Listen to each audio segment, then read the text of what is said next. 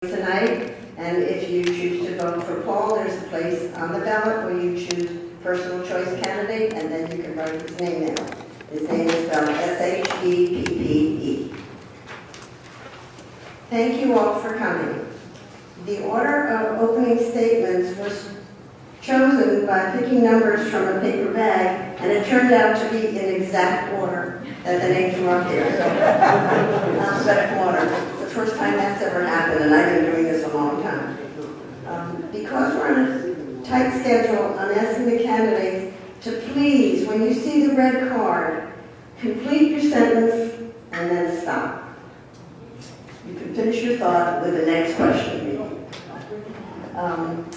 We have 3-minute openings, 2-minute closings, and 1-minute answers to your questions. Your questions need to be written on these cards. If you need an extra card, please raise your hand and someone from the league will pick them up. The league will then check them out to make sure there are no cards of personal attacks of any sort and that they're all on issues. All right, are we ready to begin? Let's begin with our 3-minute opening statements. And, whoops, where's my card? In my order. Who you can most trust to provide important services to residents and families in need. Our Republican opponents represent an organization that continues to support tax breaks for millionaires and service cuts for the middle class. As Democrats, we fought back by jump-starting economic development, providing tax relief, and jobs training for our residents. I strongly support such programs as the Union County One-Stop Employment Assistance and Training Center. Democrats have worked to build the Park Madison project here in Plainfield, which supplied an economic boost, providing jobs and crucial job services in the region.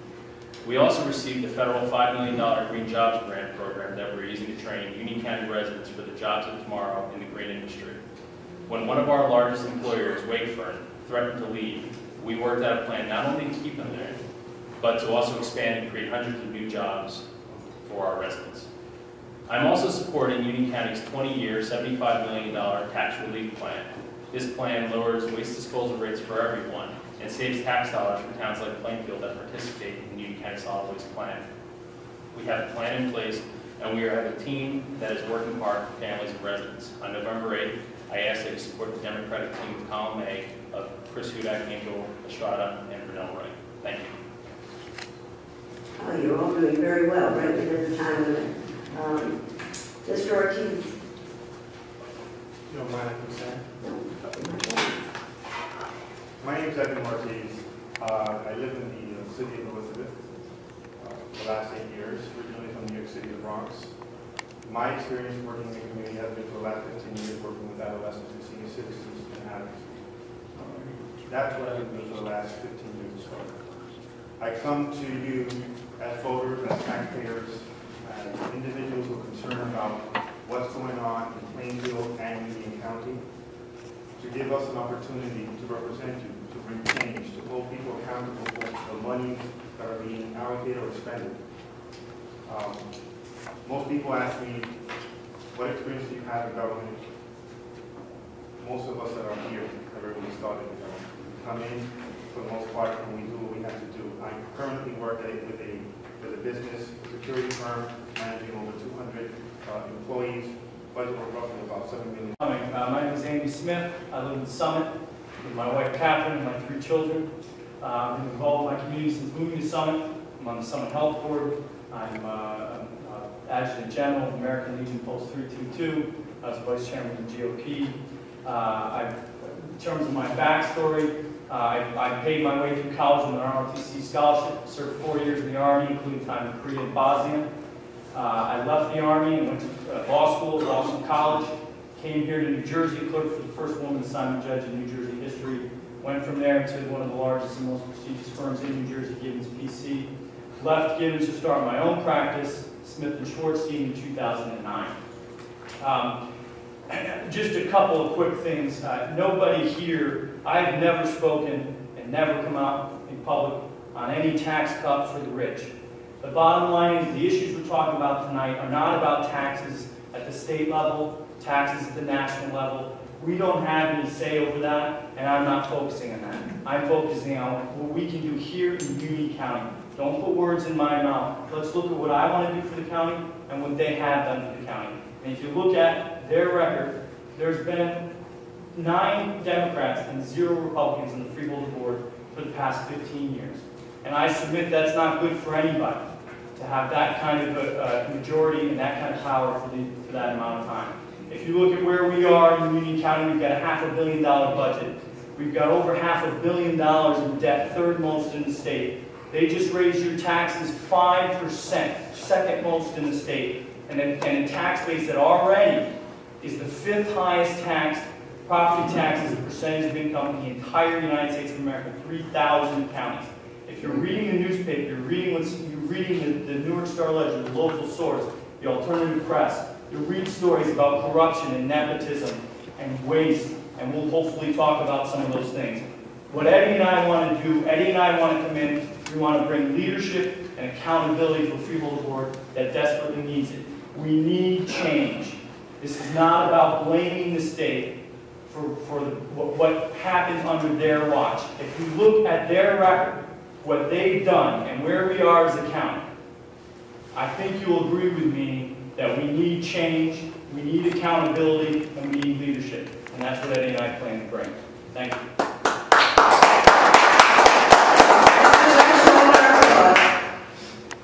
Work as an adjunct professor at King University. As you may have heard, I have served for 36 years with numerous honors in the Union Township school system. In fact, there's a science award in my name that is given out each year to a senior. And I've been active in many community activities and volunteer organizations, and also a member of the First Baptist Church, Vauxhall, the NAACP, and Phi Delta Kappa. I've always believed in giving back to the community. I've been privileged to serve the public as an educator in our school system. If elected, I will continue to support the county's outstanding educational system and lifelong learning opportunities. This includes Union County College, which has a campus here in Plainfield, campus in Elizabeth, and of course a campus in Cranford. I will also continue to support nearby vocational technical schools in the Scotch Plains. Lean over and answer one. All right, my first question. Do you feel that the county should support the arts and culture of the municipality through grants? And I'm going to start with Mr. Estrada. Thank you. Yes, I do believe that we have a responsibility to ensure that we encompass in terms of our overall projects and programs, include arts and culture. That's what defines us as a society, and we need to ensure that we're there supporting that. Now, I understand that overall, in the last years, all that we have seen is a continuous reduction in terms of donation by corporations and other groups. But it is our responsibility to make sure that we maintain that kind of commitment. Thank you. Now we can go to Mr. Hudak. Thank you. I spent 5 years working in the nonprofit sector in the beginning of this decade, and even at that point, it was a shrinking pool of donors and a shrinking resources from corporate philanthropy. Now more than ever, we need to be able to support groups in terms of culture, in terms of history. We're very proud through the Open Space Trust Fund to have been able to support different programs throughout the county that have cultural significance, historical significance, and many other programs. And so we have a role and we have a responsibility, I think, as the county to continue to do so. Thank you. Thank you. Mr. Ortiz. contract with what most people believe, that the Republicans want to cut down programs. I'm not one of those individuals that believe I want to eliminate the program. I believe in the arts. I believe in providing services for our community, but there's also a balance.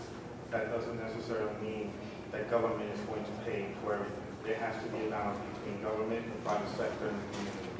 So that would be my answer pretty much. I do support. Thank you. Mr. Smith? I believe in police officers in the streets of Plainfield. I believe that the city of Plainfield, who has one of the highest foreclosure rates in the entire nation, ought to have some tax relief for their citizens, because that's part of the tax bill that's causing the foreclosures in people's homes. I'm going to give it to you straight. There's one thing about what I'm going to say tonight. I'm going to try to say it exactly the way I mean it. I'm going to do the right thing every single time that I believe is right, regardless of the political consequences. We need to put money in the hands of municipalities, in the hands of taxpayers. And I can tell you this, if they spent $3,000 on the county website instead of $136,000 on the county website, like everybody else would spend, they'd have plenty of money to give to the arts. If they spent $445,000 on Music Fest like they said they did, instead of the $1.1 million that the Union County prosecutor said they spent, then you'd have more money for the arts and other programs. Thank you. Thank you. And last but not least, yes, right. In terms of the arts, I think it's a very important part to show our quality of life here in Union County. And therefore, as one of the persons who's been sitting on the Cultural Arts Committee, I find that it's important that we continue to look for funds, and we had grants from the state and also from other agencies to support some of those. But I do think that we have to maintain what I think many of the people who live in Union County approve of, and that's quality of life. And I think some of those things have to support that. Thank you. Now we're on to the next question. What would you do to jumpstart and create jobs and economic development? And we're going to start with Mr. Hudak. Thank you. The Freeholder Board, over the past 15 years, has been committed to jumpstarting economic development in Union County. Only this past year, through the county, we were able to keep Wake Firm, which is one of the largest employers in Union County, in the city of Elizabeth, where they were looking to move. Not only were we able to keep them in Union County, but we were able to create additional jobs in terms of construction and continue to stoke growth in that area.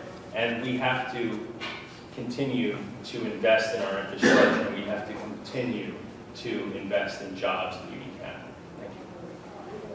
Thank you. Thank you. Mr. Ortiz?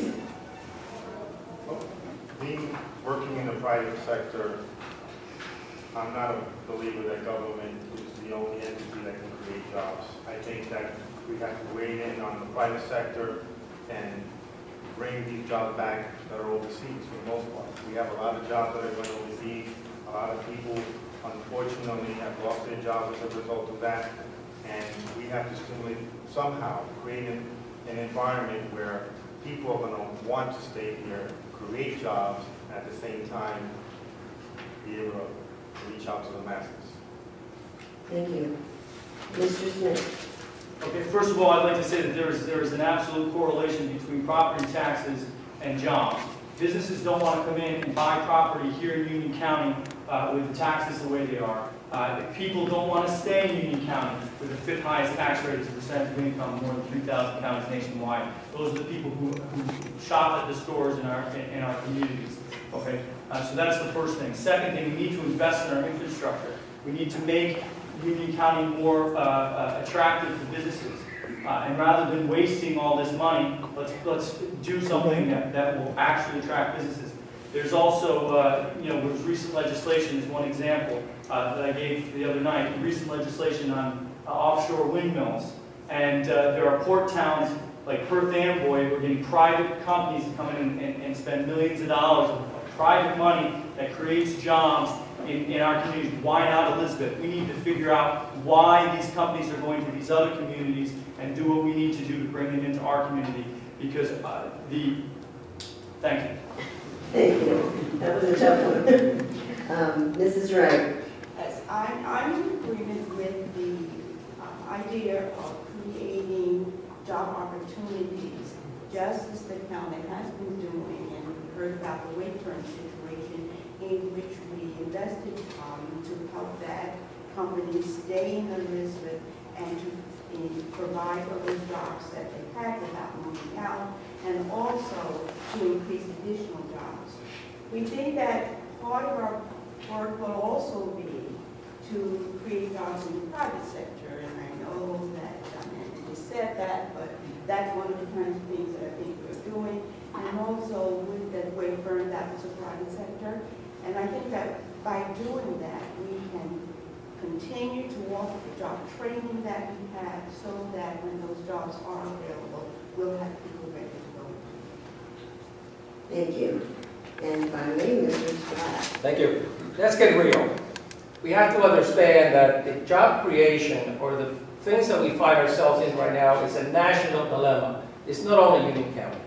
So what we have done, number one, is that we utilize the opportunities where we can make actually investments in terms of constructions and many other kinds of things that can actually generate jobs here locally. We're doing that. We're building, for example, a club in our golf courses and many other projects that we're involved with, because not only does it make sense now because of pricing, but also at the same time it gives an opportunity also for additional training to many trades. Part of the contract even includes participation from trades and people who are learning the trade. So it's important for us to understand that jump-starting the economy is not as simple as a 1, 2, 3 answer, but rather takes a whole holistic effect to try to make this happen. Thank you. All right, this is third question. Do you think the Cuvanta incinerator deal is good for the County of Union and the municipalities of the county? And we're going to start with Mr. Ortiz.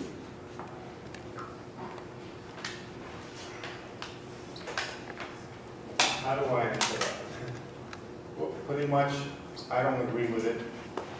There's a lot of information that I'm not really too familiar with, so I'm going to actually just pass on that one, not answer that one for now. Can I have this minute?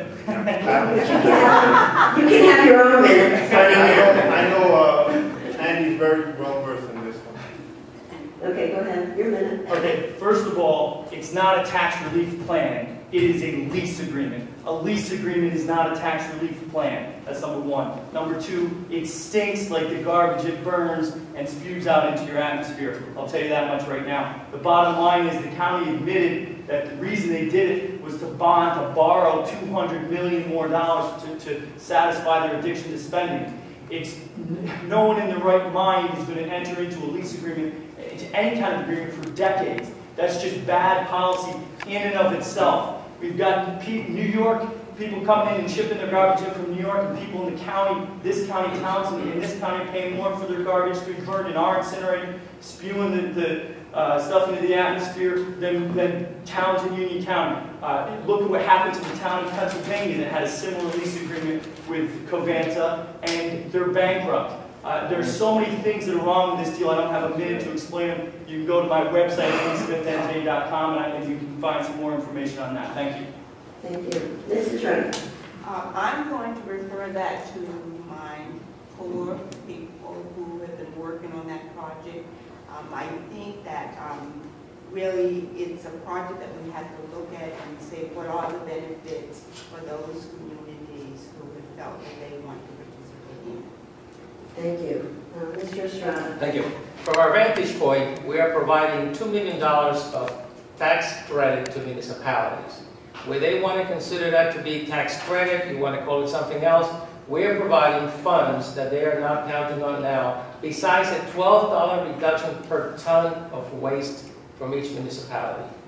Now, we have to understand that when all this is over, we still have a facility that's worth over $350 million, that will be up to date in the technology and will be operating full force. So you can call it whatever you want to. I truly believe that that's a tax credit to the municipalities in $2 billion a year. And that's something that's very important and very critical. It makes sense. Thank you. And Mr. Goudet? I'll call it tax relief. It's a $75 million tax relief program, and our county is crying out for tax relief, even at the municipal level. Let's talk about, we'll take an example, Summit. Summit is now looking at not accepting this agreement. Well, let me tell you what's going to happen to the residents of Summit. Their city government is going to pass on $92,000 in tax relief per year for the next 8 years. And then, once the current agreement expires, they're going to be on the hook for a whole lot more. This is tax relief. We have an asset in our resource recovery facility. We're being proactive, and it's good policy. Thank you. Thank you. All right, now we have, we'll never get through these. I was so proud my last time I got through all the questions, but it looks like we have hundreds. Okay. What procedures would you put in place to prevent a repeat of Music Fest and Covanta-type events that have cost the taxpayers dearly? I'm going to start with Mr. Smith. Do you know what that's about? First of all, let me quickly say, everyone in Summit, the Democratic mayor and the Democratic councilman, they're all against the Covanta deal. But let me address Music Fest, because as you may have known if you've been reading the articles in the newspaper, the New York Star Ledger called for the cancellation of Music Fest and called for accountability in Union County because of the corruption that happened at that event. I would cancel Music Fest. It's $1.1 million when people are struggling. There are people in my community, and Plainfield, and communities all over the place that can't afford to keep their homes because property taxes are going so high. And we're spending $1.1 million a year on Music Fest when tens of thousands of that is missing, when vendors are being overpaid, when the citizens still have to go to the Music Fest and spend 40, 50 bucks to take their kids there for an hour like I did. And then this is what you get at Music Fest. When you come in the door, you get this. So you get to see a nice pretty photo of all the freeholders as an advertisement for Music Fest when you walk in. Okay, this is right. When we look at Music Fest and we say, what is the purpose of it and why do we have it? And I think it's because it's another opportunity for the residents of our community. We did have the freeholders did have some problems, but those problems were brought to the freeholders' attention, and I think some of them were solved. Some of them may still need to be worked on. But is this an opportunity for our residents to have another opportunity to enjoy those properties that we have so that they can also enjoy what many other communities enjoy? Because when you ask people, what do you like about Union? And I think Union County, and I think people like some of the kinds of things that we do here in Union County that maintain our quality of life. Thank you. Mr. Estrada. Thank you very much. I believe in terms of Music Fest, the prosecutor provided his information. We have made whatever corrections were recommended, and we'll see. The decision whether we operate or not in terms of the future relies on the board deciding whether that's something they want to go forward with. One of the things that I can truly tell you is of all the events that I go in the county, for once we have engaged the young people that are ages 17 through 25, which traditionally are not addressed in many of our formats that we do. You either have things for very young people or things for very old people or middle-aged individuals. And I truly believe that the reason why the event is so successful is because people want to see it. In terms of Covanta, I think it's a great program. I think it will provide serious tax relief to municipalities, and I welcome it. Thank you. Mr. Goudet? On Covanta, Democrats and Republicans can agree in Summit, but they're still depriving their citizens of over $1 million in tax relief over the next decade, so that's bad policy. In regards to Music Fest, I took, as a freeholder, the prosecutor's report very seriously. And I'm glad to see that the county manager instituted tight, stringent controls to address a lot of the issues on the program. That being said, this past year we contracted with Blasting School at Rutgers University. We're going to look at the economic impact of the program in Union County, and we look at every program every year. But the one thing I will say, the summer arts program that culminates with Music Fest is very popular. It starts right here in Plainfield with Rhythm and Blues by the Brooks. That was my first time coming this year. It's a very popular event, popular with concert series throughout the year. And bringing tens of thousands of residents to Union County is not a bad thing in a bad economy. It's good for the residents, it's good to stimulate economic growth, and we'll try to make the program better. Thank you. Please hold your applause. Mr. Ortiz. I think I've agreed to allow Andy to finish his thought, if it's okay with you. No, we can't do that. Can you talk on I this subject? pretty much, I'm in the same boat as Andy, we're on the same page with that. Okay.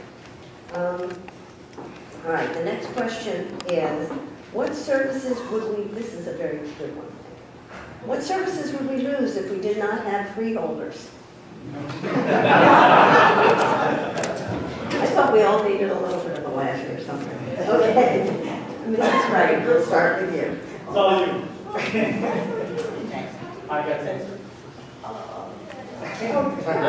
What services would we No. lose? Andy's question. Excuse me, you were first, Andy, weren't No, I answered the music trust question. Right, first, yeah. Yeah, so then, Oh, it's mine. Yeah. It's your turn to go first. Thank you. The question is, again, would you repeat it? What services would we lose if we didn't have freeholders? We didn't have freeholders, what services would we lose? I would think that when we look at all of the many services that we have in the county, the freeholders, in fact, those things in repose. When you talk about paratransit, when you talk about the meals on wheels, when you talk about senior meals, and many other kinds of things. The roads, in terms of working with the municipalities on many of those projects. There are those kinds of things that we do as a result of this group working together with the other groups. Now, if we didn't have them, would they not happen? I don't even want to envision that. Thank you. Mr. Estrada? Well, first of all, I think that it's important to look at the terminology of shared services, and the Board of Chosen Freeholders and the County of Union provides a lot of shared services for municipalities throughout. You name it, with the 177 miles of road, our county hospital, Union County College, the vocational schools, the courts, the sheriff's department, all the recreation that we provide, all the social services that are provided as a shared services so that it doesn't make it a cost to the municipalities. So if you envision not having that sector of government and it's there for a purpose, as a matter of fact, the trend today is to actually do more at the county level than it is at the local level. And that's something that I don't know where the country came from, the actual question came from, but that's, and understand the magnitude of what the freeholders provide. Thank you. Thank you. Mr. Goudet? Right now, the Union County government is looking out for the residents in all 21 municipalities. If we didn't have a county government, we wouldn't have people stimulating economic growth in Union County. I mean, if we look at the state's policy, because we were told earlier that the state's not the problem, what about the elimination of the UEZ funds? A lot of downtowns, like Plainfield, like Roselle, like Elizabeth, depend on those funds. We can talk about Runnels Hospital. We talked about the budget earlier. Well, $7.5 million was cut out by the administration in Trenton on Runnels Hospital. Want to talk about tax increases? We can talk about what the value of county services are. Many seniors depend, and many families depend, and many of our disabled residents depend on facilities like Runnels Hospital. So what is the value of county government? When many of our citizens are out of work, when we have many of our citizens who are seniors who are having a hard time making ends meet, it's important to have county government that's looking out for the people who need those services the most. Thank you. Thank you. Mr. Ortiz? I might be in a minority with this, but I honestly think that Union County in general is just a waste of money. I think on a local level, municipalities can handle a lot of the work. Why should we be giving, as local cities, the money to the union and allowing them to do whatever it is that they have to do. I think if there were no freeholders, it would be great, because those monies that are being allocated, they're controlling, can be better served on a local level. Plainfield could manage their own money, Elizabeth, Summit, and all the municipalities can handle those money on their own. I don't think we would really lose much if we lost the freeholders. Thank you. Mr. Smith? Look, there are some services obviously the Union County provides, the jail, the county college, do the parks and the roads. I understand that. But if you look at what happened in Massachusetts and Connecticut, when they eliminated county government and turned some of this stuff over to the state, some of it over to the municipalities, their tax rates dropped drastically. And you look at both those states, they're doing a lot better than we are here in New Jersey. So there's a lot of waste that happens, a lot of stuff that could be better served in local communities. Let me give you an example. Plainfield right here, even though percentage-wise doesn't give as much money as some other towns, Plainfield gives $12 million to Union County every year. They just raise your taxes 5%. If you take that 5%, do some simple math, that's $600,000. If they only raise your taxes 2.5, which is still over the 2% cap, that's $300,000. How many cops would you hire for the streets of Plainfield when you're reducing the police force when crime is increasing, despite what Mr. Estrada said? If you had that extra $300,000 for your municipality, I think the money's better with the municipality than it is with the county. Okay. Question number 6. Now, I've got a lot of questions on the budget, so I'm going to put at least 2 together, and we still only have 1 minute, but otherwise we're going to be spending the whole night only on the budget.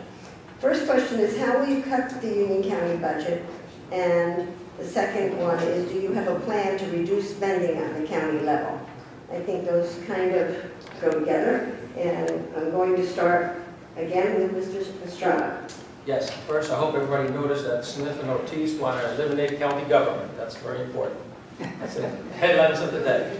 To reduce, one of the things that we consistently do is that we review every year, and I think many people, some people that are here have gone through our hearings every year that indicates how money is going to be spent and what we require of our own departments in terms of reductions, in terms of expenses.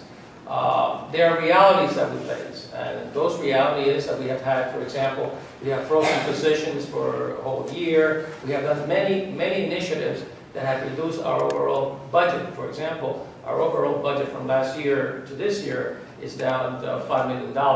And those are the kind of things that we not only continue to do, but we look very aggressively in terms of reducing those expenses. And that's something that we have done over many years and continue to do that. It's very, very important. Thank you. Mr. Goudet? This year in the budget, this is my first budget go around, and we had many public hearings. We talked about the budget. The budget effectively in Union County is a zero-based budget where you start with the previous year's program, you go through and you say, hey, is this worth continuing or is this worth not continuing? 2 points that come to mind is one, most of the services that we provide, human services, geared towards the unemployed, geared towards our senior citizens, geared towards education.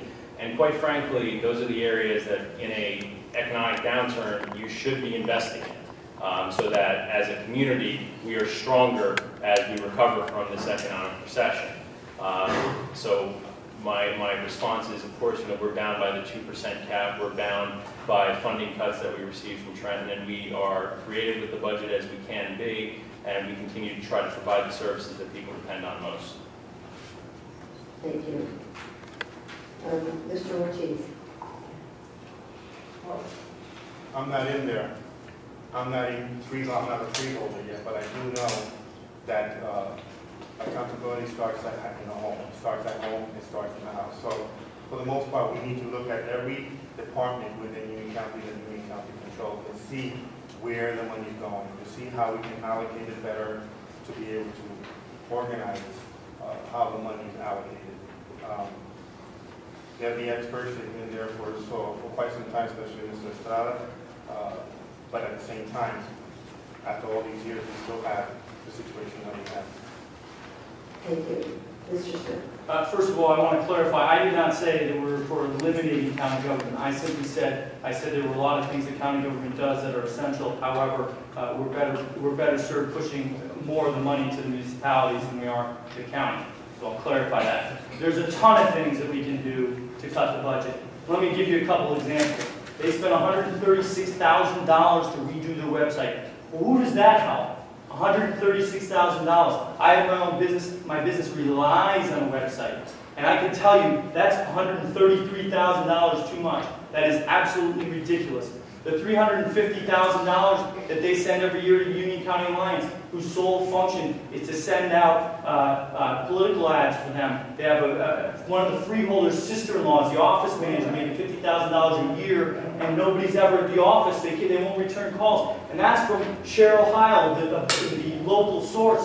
That's her story. This is not me making this stuff up. She's the one that made the phone calls. That's the kind of ways we can eliminate and cut the budget. Thank you. Thank you. This is right. I think that we need to continue to find ways, to look for ways.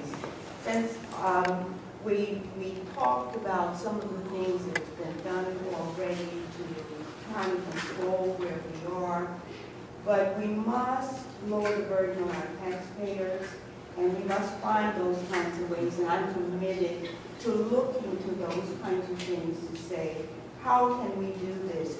How can we lower that burden on our taxpayers? But in doing that, how can we continue to share services with the municipalities without sacrificing those things that are so important to our communities? Thank you. All right, now we're going to change subjects. And I have two again that are similar, so I'll read them both and see if you can combine them, because we have loads and loads of questions and not loads and loads of time. What efforts is the county taking to combat the increase in gang violence? And what have you done to reduce crime and promote our youth, as I said, promote our youth with constructive activities? And so part of that is for the people who are already on the board, but everybody can answer, whatever. And I'm going to start right now with Mr. Hudak.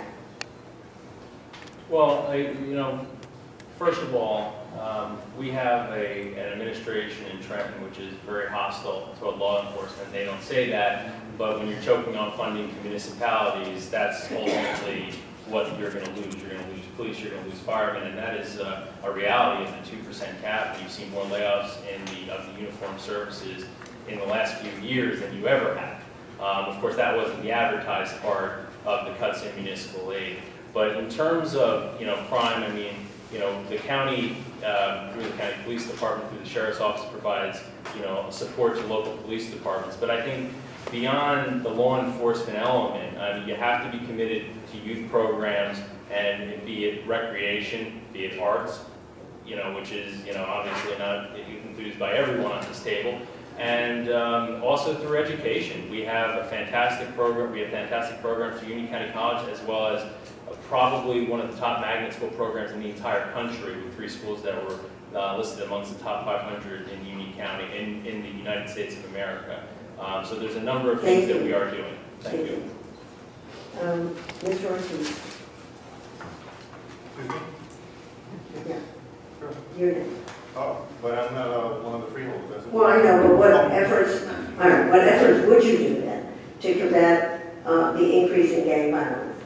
Well, you don't have to answer. I mean, that was obviously I'm in support of programs to bring young people into the programs and educating them and getting them away from the streets. I'm totally in support of that. I'm in support of any program that allows our young people to lift themselves from where they're at. I'm totally in support. I don't have an issue with that for the most part. But most importantly, the main thing is that we need to be able to find out where the money's going, where we don't have the police to be able to help us out in the street. That's like the main thing right now. Thank you. Mr. Smith? Okay, rather than blaming the former U.S. attorney for being soft on crime, I can't do anything about the state, you can't do anything about the state, but you can do something about the county. And the county is sucking a quarter of your property tax dollars. It's part of your same property tax bill. That's money coming directly from the municipalities who are hiring the police officers on the street. So it's the county and the county's wasteful spending which is resulting in the reductions of police force just as much as it is the state. We can't do anything about the state, but we can do something about the county. They're in charge of the county budget. They ought to take responsibility for it. If they didn't spend $136,000 on the website, they could have spent, I got a friend of mine in Linden who's a Democrat who has a baseball league that's getting their funding cut. How about programs for youth to get them off the street like that? Fund that. You could fund 6 of those programs for to pay for the website. So let's look at where the money's going, and let's stop blaming the state. Let's look in your own house, take responsibility for your own actions, what happened under your watch. Thank you. Mrs. Ray. I do think that part of that answer lies in developing partnerships within the communities, and also through involving our law enforcement agencies. And we realize that there is that kind of cut that we've heard so much about. So we have to find out how can we not lay those officers off, so that they can be there, they can be on the streets, they can be in the places they need to be. So, and in order to do that, I think we have to really look at that structure that we have and work very closely with the municipalities. But in addition to that, I think we have to continue our investment in counseling and education, opportunities and recreational opportunities for our young people. Thank you. And Mr. Estrada. Thank you. Gang problem is not an Elizabeth or Plainfield related issue. You find gangs throughout the county of Union and throughout this country. So let's clear that up, because we, as you know, we had a gentleman that was killed in Summit not too long ago. The reality is that we as the Board of Chosen Freeholders are working in many facets to try to approach the issue of the gangs. We do it through the school system, we do it through the prosecutor's office, we do it through training on youth or youth that are being lost out of society. We try to get it into place. That's one of the things that I spoke earlier about the Christopher's program. The reality is that it takes from all of us to ensure that we approach children who are having difficulties in our society.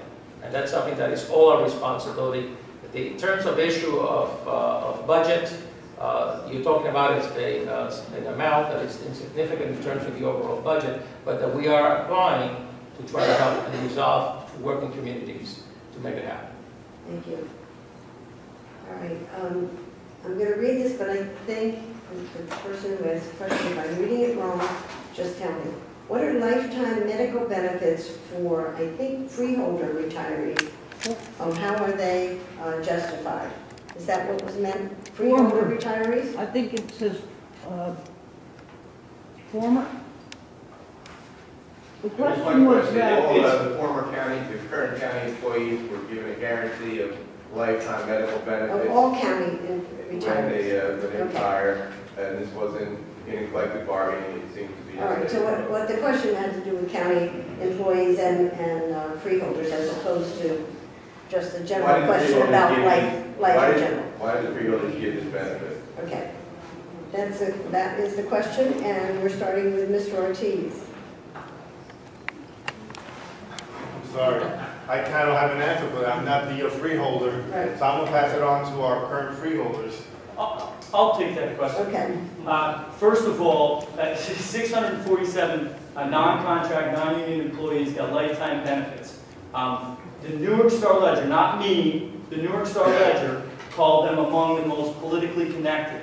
If you're talking about, there's a lot of family members and of prominent Democrats, including prominent Democrats themselves, 647 people getting these lifetime benefits. Then they come out with a report after they said at the freeholder meeting, they passed it, they had no idea how much it was going to cost. And all of a sudden, 2 weeks afterwards, there's a bogus report that comes out and says that it's somehow not going to cost the county anything.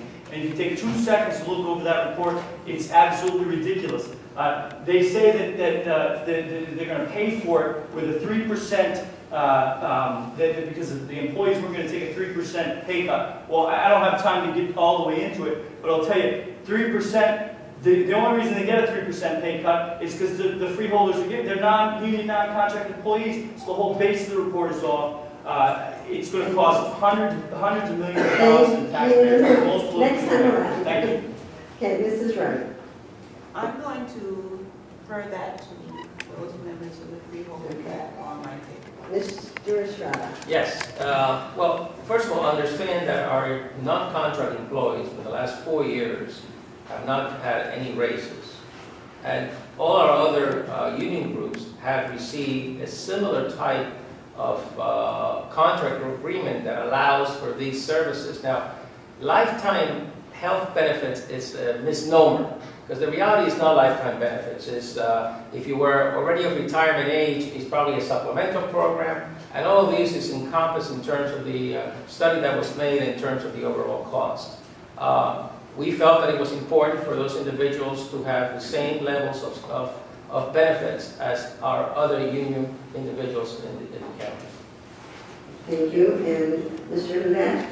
20 other municipalities in the state of New Jersey provide paid retired benefits upon retirement to their unclassified employees. 20 counties and the state of New Jersey. One county was able to get those employees not to take a raise for 4 years.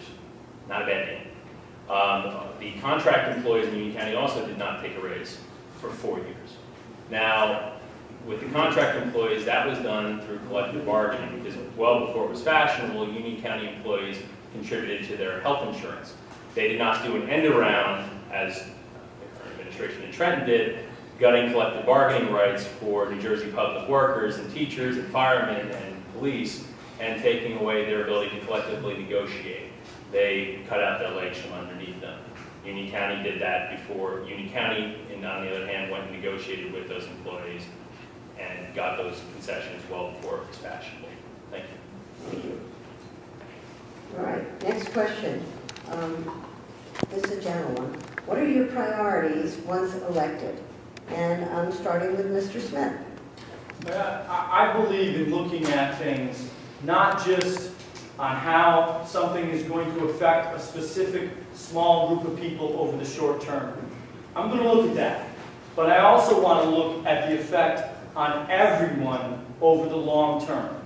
And I can tell you, having walked virtually every town in this county and talking to people over and over and over again, what everybody is saying is we need tax relief. We are one of the most taxed counties in the entire nation. We need tax relief.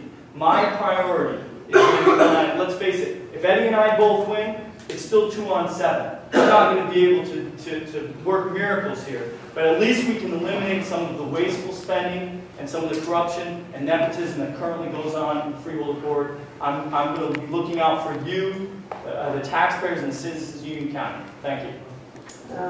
Mrs. Ray.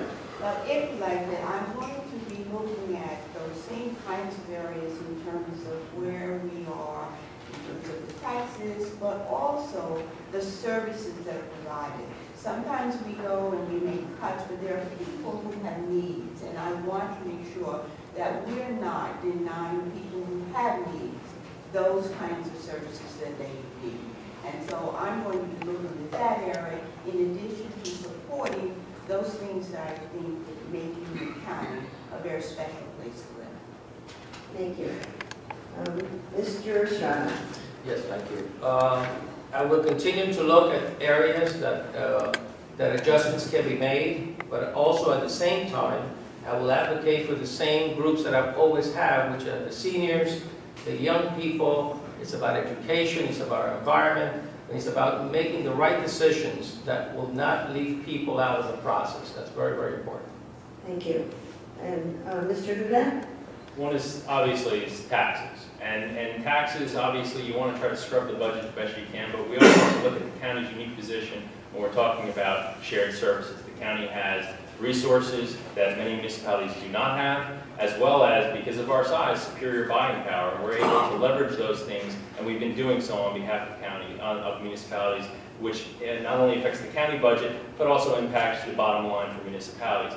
Secondly, we're talking about job creation. We have to continue to work about fostering economic development in Union County, because I'm sorry, we can't wait for the public sector to step in. Sometimes government needs to step in and give them a little shove. And occasionally, and last but not least, we have to continue to be the most efficient county in terms of providing human services to our residents. We are in tough times. We have to make sure we remain committed to our seniors, disabled, and our young people. Thank you. Thank you. And Ms. Ortiz. once elected, my main goal is to be able to go through every line item and see where the money is being spent. Most importantly, if there's something up for discussion, we want to know who are the people that we're putting out to bid for a specific contract. For example, if we're going to be giving someone the bid to put a website together, how many people did we look at before we decide to pay someone $136,000? It just doesn't make any sense to me that we spend that kind of money, but for the most part, the house starts with the accountability. We're going to make sure that once in there, we're going to look at everything, ask questions, have a debate, have short meetings, 10 or 15 minutes, and decide, okay, this is where we're going to go. If it means we're going to be in a room for an hour or so to discuss who is going to do what and how we're going to handle it, and that's the route that we're going to take. Thank you. All right. These are all the questions I have left. No, these. All of these. However, our time is up, and I really feel bad because it's been a very good discussion. But it's now time for your 2-minute closing statements. And this time, Mrs. Wright goes first. Again, I'd like to thank the Plainfield League of Women Voters for sponsoring this forum this evening. And also, I'd like to thank the residents who come out to, and who also those people who tuned in to this presentation. You know, as an educator, I've spent most of my life preparing our children for a better tomorrow. And tonight, as I say these words, the majority of Americans are sadly feeling uncertain about their future. It's times like these that we must cast aside the politics of fear and division and appeal to our better nature. We cannot continue to follow a path that has led to the widening disparity between those at the top and the very bottom. Sometimes it seems that no one is standing up for the middle class values anymore. But I'm proud to be a part of the Democratic team that has stood up for the middle class on issues that matter most. We must continue to make the investments that are necessary to ensure that there are better tomorrows. We must continue to provide top-notch health care at Reynolds Hospital, medical support for seniors, and prescription drug discounts. We must continue to provide educational opportunities for our youth and our seniors at both Tech and the Union County colleges. We must continue to find ways to lower the burden on our taxpayers and continue to share services without sacrificing them. As a new candidate for freeholder and with my Democratic colleagues on column A, I stand prepared to be that agent for positive change. Thank you. And we're in reverse order, Mr. Smith. Thank you for having me here today. You may have noticed I've been pretty passionate tonight. I want you to know I have a great deal of respect for my opponents here. I disagree with them. I don't think they're doing a good job, the ones that are currently on the freeholder board, but I do respect them. I know that they're doing the best that they can. I'm fired up. I'm here to debate. I was here to fight for your vote, and if elected, I'm going to fight for you. I can tell you, like I said, there's been 9 Democratic freeholders for 15 straight years. They left 3 a year, and every single year it's 9-0. I don't think that's good for anybody. I think that the stuff that I was talking about today, which they have not challenged, that the $136,000, the $350,000 from Union County lines, the music fest and the corruption there that was found by the Union County prosecutor, who's by the way, a Democrat, all this, that stuff should be nonpartisan. That stuff should, I don't care if you're a Republican, you're a Democrat, you're a communist, I don't care what political affiliation you have, that stuff shouldn't happen. That shouldn't be part of your political philosophy. We're here, we want to bring a voice that hasn't been here in the freeholder board for a really long time. We want to bring leadership, we want to bring accountability, we want to bring some balance, a new voice, some change to the Union County Freeholder Board, change that is desperately needed. It's desperately needed that we have a new voice, somebody different that's going to be fighting for you. And that's what Eddie and I plan to do. I thank you for indulging us here tonight, and I hope to serve you starting November 9th. Thank you. Mr. Ortiz? I want to take up the time to say thank you for having me here. Thank you for having me here. Thank you for giving me the opportunity to speak. Thank you for just being here. it is going to be a long journey. And I believe that with the voters, Brian here, Andy Smith, and of course, some of the freeholders that are going to be on board with us, we're going to be able to make a change. But collectively, together, as a team, as it should be. It shouldn't be run by just one party. And all I'm saying is, give yourselves an opportunity to include other people, other groups of people in the board. And you'll see the difference that we're going to have. You'll see how things are going to be a lot more different, and we're going to be able to have more accountability. That's really where it comes from. We need some type of diversity there. We need to allow other people to shine in and bring in some good, fresh ideas that are able to make a difference. And there's going to be some healthy debates. That's the reality. We're not talking about where it's just going to be always one group of people saying no, no, no.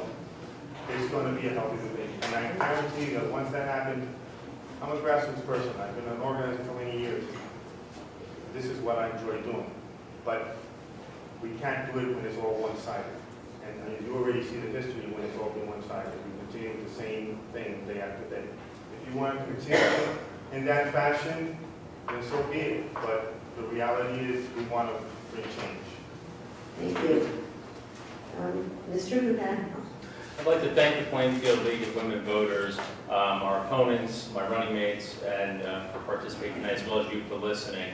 You know, every time I hear that we've been 9-0 for 15 years and they try to make it an indictment of the Democratic Freeholder Board, I think to myself, I don't think it's really an indictment of the Democratic Freeholders they're trying to do. They're simply saying, gosh, voters, why don't you put us in? Well, at the end of the day, you are what your record says you are. And we may have heard from our opponents that they're Republican-like, but they have no real plan for job creation. They have no plan for public safety. They have no plan for delivering public services. So the question is, at the end of the night, who do you think will stand up for you and for the needs of working families and residents? Who has the best plan to create jobs? Our opponents' proposals would add to unemployment, curb health care, and quite possibly even jeopardize public safety. In contrast, the Democratic team on column A stands up for our residents, reject positions that hurt those who are most in need in our working families. The residents of Plainfield and the rest of Union County have our pledge. We will stand by you through these tough times. We are for providing job training. We are for providing economic relief in terms of infrastructure. We support President Obama's plan to cut the payroll tax for all workers, creating a boost for working families. We support the plan to extend unemployment benefits to our neighbors who are out of work. We plan to continue to provide public services at a high level that is needed in these most difficult times. On November 8th, I ask that you vote for the team that will best stand up for your needs, and I'm confident that you will answer that it's the Democratic Freeholder team on column A. That's Estrada, Hudak, and Wright. We thank you for your support. Thank you. And last, Thank you. Mr. Estrada. Thank you very much for inviting me this evening. I want to thank the League of Women's Voters and our residents who have come out, as well as the individuals of all the individuals who are running this year's election. There's an old saying about tough times don't last, but tough people do. The Democratic team on column A has stood up for the forces in Trenton and the federal level who have opposed President Obama's job creation plan and the middle class tax. In fact, the Republican policies in New Jersey have led the state with an unemployment rate that is higher than the national average. The Democrats in column A have a plan in place that's creating jobs, investing in public safety, educational, and an alternative to a life of crime. I am proud of the record. I'm proud that and I can't count on us to continue to support working class families and not other tax cuts for millionaires. The difference between the two teams is very crystal clear. Through programs such as the One Stop Here in Plainfield, Democrats have provided jobs training and support for thousands of residents. We support a balanced tax cut for all workers, but not the Republican tax cuts for the millionaires. We support investments in important educational programs at every level of life and our residents. Programs like the Freeholder Scholars for teens and Senior Scholars for our seniors. We support the services like the private transit for seniors, Meals on Wheels, and affordable health services at Ramos Hospital. These are just some of the important programs that are touching our lives of our residents who now more than ever need it. Most importantly, I ask you to consider the Democrats in column A, myself, freeholder Hudak, as well as Burnell Wright on November the 8th. It's very critical that everybody comes out and actually votes that day. Thank you very much. Thank you.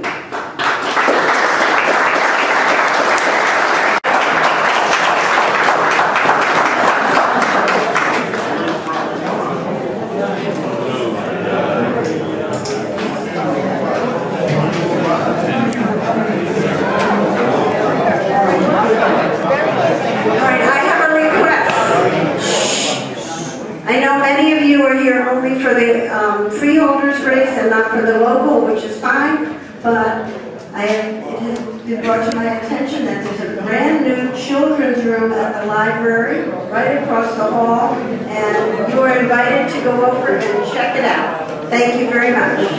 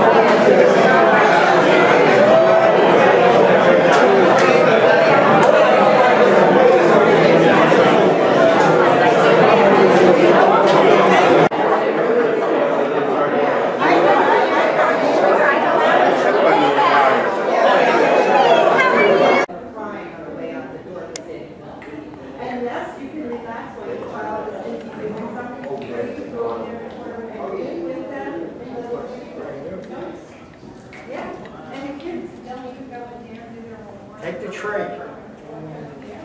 Is that those banyan trees? What kind of trees? Oh, yeah. Oh, this. Plus we have a screen that comes down. We have a projector right above it. This projector here, the screen comes right down to the front. The screen comes down. We got a small flat screen there. Like you can show videos through there too. Just for kids, the younger ones down here. The early bird use their touch screen. So they can use the mouse. Yeah, the old seats that we used to be in here. We had them repaired, sprayed them, cleaned them up, and everything else. Nice and sharp here. Yeah, it's out, which is good. Much like, there's only one other one. Because we're so small. Have a great evening, everyone. Yes, okay. You know, Carter, see you next time. See you Thursday, tomorrow, right? The agenda meeting, okay. Yes. Yep, okay.